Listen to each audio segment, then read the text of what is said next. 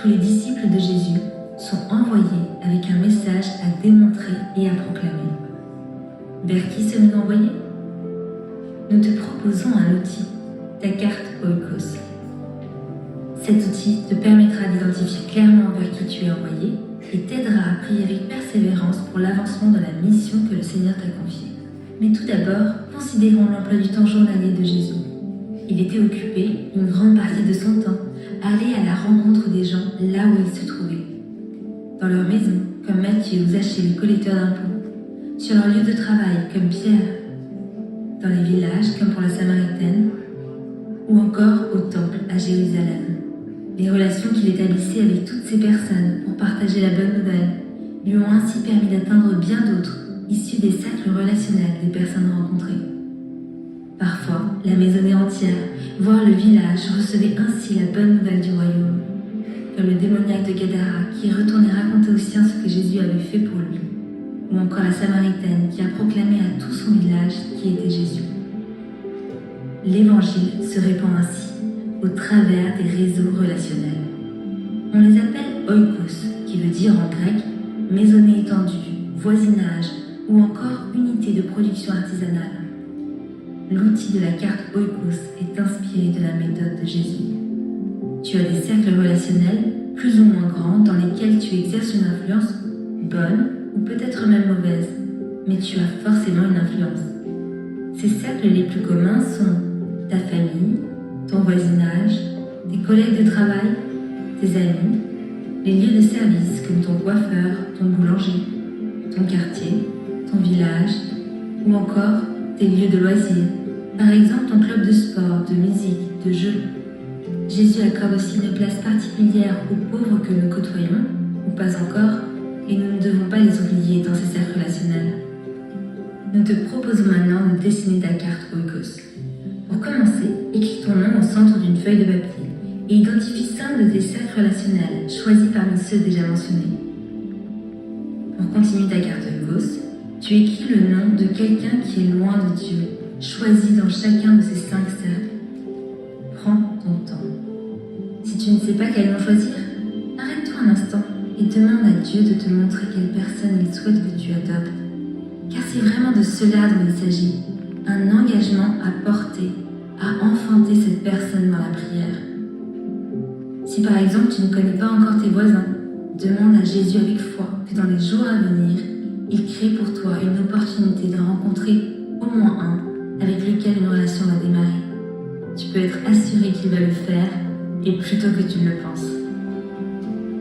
Tu peux mettre le nom d'une personne avec qui tu es en relation régulière ou le nom d'une personne avec qui tu n'as encore que de rares contacts.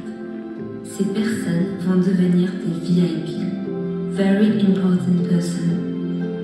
C'est-à-dire qu'elles sont très importantes et auront une place de choix dans ton cœur, dans des prières, puis dans les relations que tu développeras ensuite avec elles. Aidé par cette carte Oikos, tu vas commencer à prier très régulièrement pour ces personnes, si possible tous les jours.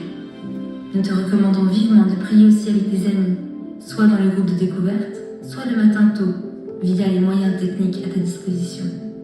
Tu seras étonné de voir comment Dieu répondra aux prières de ceux qui se mettent d'accord pour prier selon sa volonté.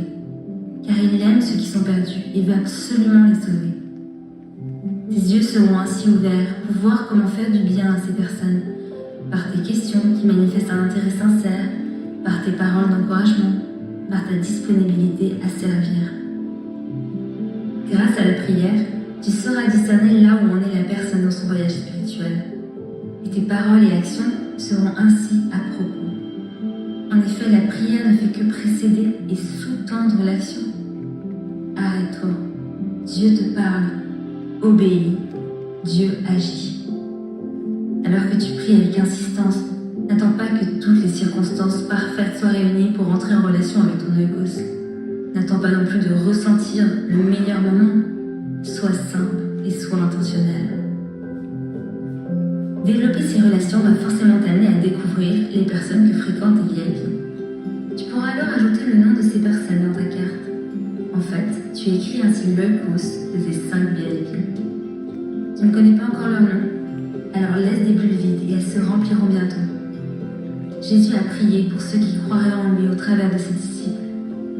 Ce n'est pas seulement pour eux que je prie, c'est aussi pour ceux qui croiront en moi grâce à leur parole. Jean 17, 20.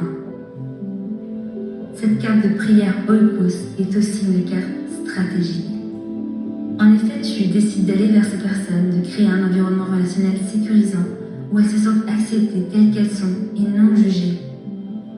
Tu pourras démarrer ensuite des conversations spirituelles avec elles, puis, au moment opportun, partager ton histoire et la grande histoire de Dieu. Et ces personnes vont en parler à d'autres. Si de plus en plus de disciples autour de toi sont mobilisés à agir de même dans la foi, un territoire commencera à être ensemencé de prières et de proclamations du message capable de transformer toutes les vies et bientôt des quartiers et des villes. C'est réellement ce qui est en train de se passer dans beaucoup de régions du monde.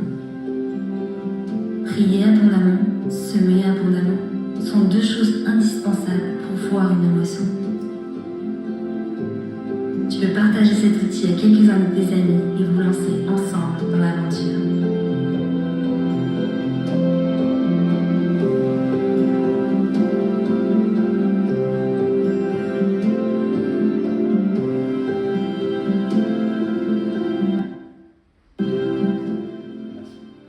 C'était un peu fort. Alors vous avez vu ce que nous avons vu ensemble. Quand au début ils disent